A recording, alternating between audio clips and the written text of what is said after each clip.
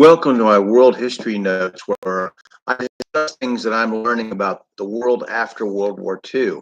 Now, I start at the end of World War II because there's a lot of groundwork to be laid, immediate background to World War II. Of course, we can't begin the beginning of what caused things, but um, so we're discussing that last year of the war. Then we'll segue into the Cold War itself, as long as as long as I have time on the earth.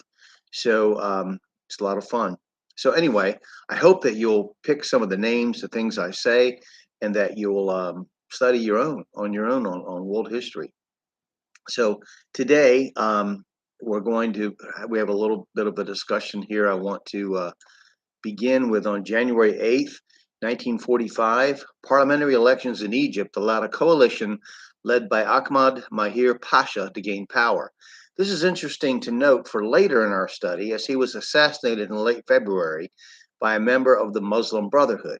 This Sunni Muslim organization will go from being a fringe element in politics to, after the Arab-Israeli Six-Day War of 1967, trying to replace secular Arab nationalism with strict Islamic politics, as they perceived Islam, and making it the basis for politics and social structure, and continue with assassinations and political extortion to attain their goals. They will be legalized in 2011 and have their first successful presidential candidate, Mohamed Morsi, in 2012. Since his overthrow by Egypt, they're considered a terrorist organization, but they are, as most religious-based political organizations, essentially anti-communist. Not saying they're the good guys, just noting where they fall on the political divide. Global Islamism has some strong similarities to global communism in their practice. Now, on Wednesday, January 10th, 1945, the British Army took Gangnam, Burma, from the Japanese. The operations in Burma of this British 14th Army were largely ignored by the news media and writers, and they became known as the Forgotten Army. And this was a multinational force of British Commonwealth countries led by Lieutenant General William Slim.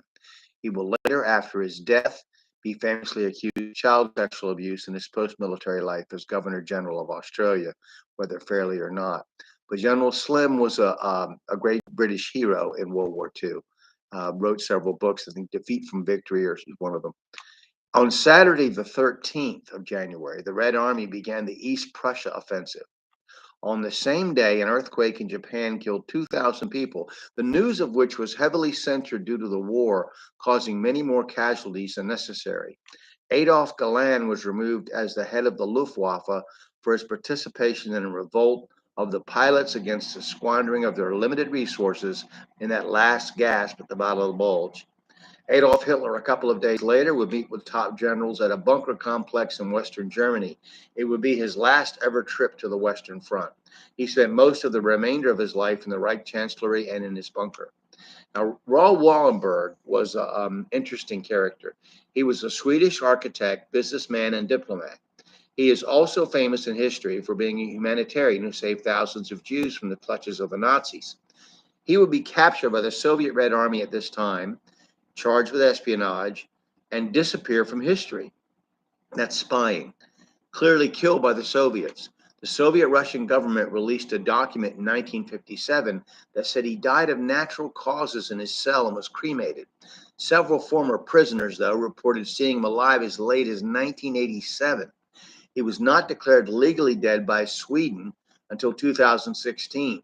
Now, the amazing thing, the CIA in the 1990s would release documents that revealed that Wallenberg was indeed an agent of the OSS, that was the Office of Strategic Services, the precursor to the CIA, as well as a humanitarian saving Jews.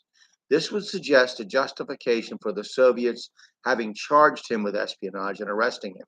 Who knows what his fate was? It is still pretty much a mystery.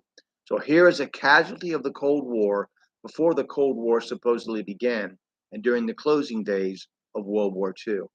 And we're going to, before we get back into, we'll get back into some of the events, the final events of World War II, and talk about Soviet people being placed in positions of power in the U.S. government and in other governments to try to change the outcome after the war. So we have this fascism, National Socialism, fascism from Nazi Germany, Hitler, and we have Stalin's Red Fascism, which is a communist using fascist tactics, and we'll see that happen more up, and then we'll see how the media and history writers will twist the people who oppose them as being some kind of Neanderthal reactionaries and just really unreasonable people, as our media and our much of our history is written by people who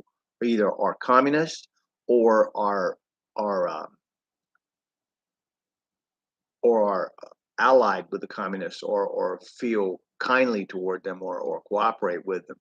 I mean, some of the most interesting histories you'll find are written by communists, but there's a lot of history that's written by people who don't say they're communists, but are definitely trying to think of the word, definitely leaning in that direction, leaning in the leftist direction. So we'll discuss that next time. We'll continue with that. A lot of things to say. Hopefully it will, if you don't agree with me, that's fine. But hopefully it will spur you on to study, and that's what I'm hoping. Study on your own. These are events that affect us right now. What's going on in our country today? All has its almost. Thank you for listening, and we'll talk to you later.